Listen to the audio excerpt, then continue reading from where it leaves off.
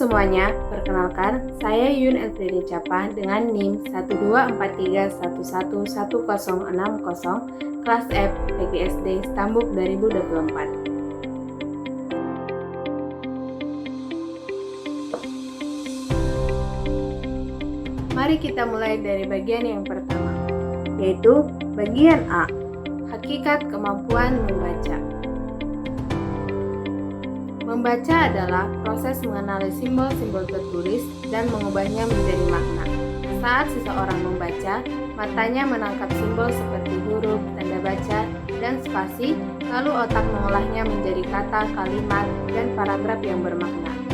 Dalam konteks pembelajaran di sekolah dasar, membaca bukan hanya kemampuan mengenal huruf, tetapi juga kemampuan memahami isi dan maknanya. Kegiatan membaca dapat diperkuat melalui teks-teks lokal seperti cerita rakyat, legenda, atau kisah daerah yang mengandung nilai budaya. Misalnya, ketika siswa membaca cerita legenda asal-usul Danau Toba atau kisah Putri Hijau, mereka bukan hanya belajar membaca, tetapi juga memahami pesan tentang tanggung jawab, janji, dan keberanian. Jadi, membaca bukan hanya sekedar kegiatan kognitif, melainkan juga sarana untuk memperkuat karakter dan mengenalkan budaya lokal sejak dini. Selanjutnya, ada bagian B, membaca teks bermuatan lokal. Membaca teks bermuatan lokal berarti memahami bacaan yang berisi nilai-nilai budaya, adat istiadat, bahasa, serta kearifan masyarakat di suatu daerah. Teks seperti ini berbentuk sastra, seperti cerita rakyat, puisi, dan legenda, maupun non-sastra seperti artikel, laporan, atau wawancara tokoh daerah.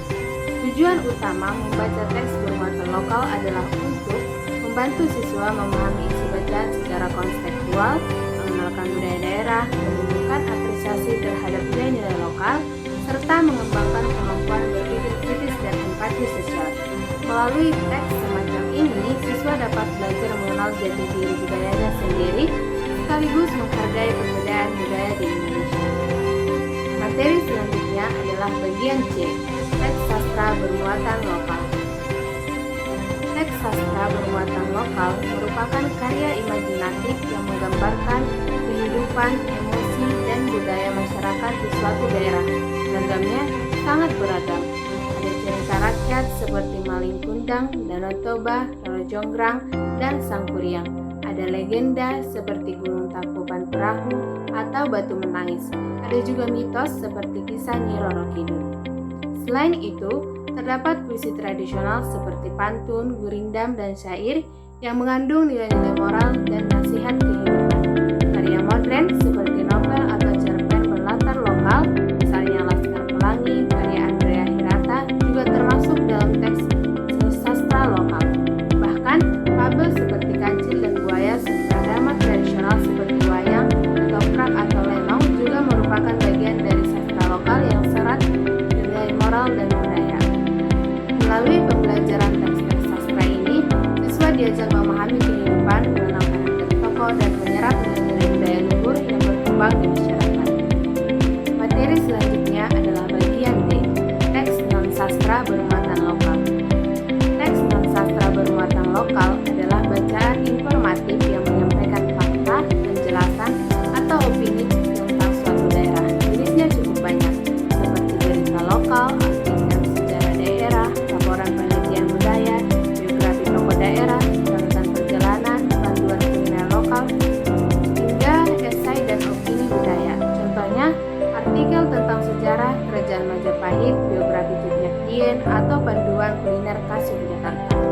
Melalui teks semacam ini, siswa dapat memahami fakta sejarah dan kekayaan budaya daerahnya secara nyata.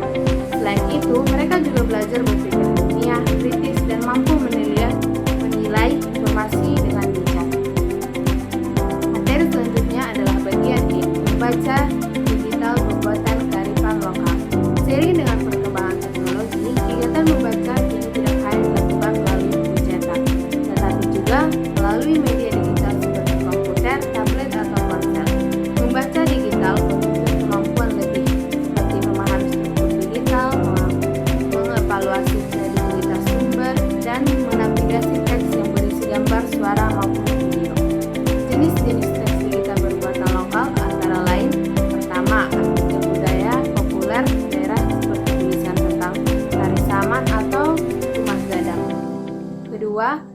tradisi, dan gaya hidup lokal yang menceritakan makanan khas atau pengalaman mengikuti upacara adat. Ketiga, e-book cerita rakyat digital seperti Legenda Banyuwangi. Keempat, artikel ilmiah populer yang membahas budaya dan bahasa ringan. Dan yang kelima, ada teks visual atau multimodal seperti infografik dan video dokumenter budaya lokal.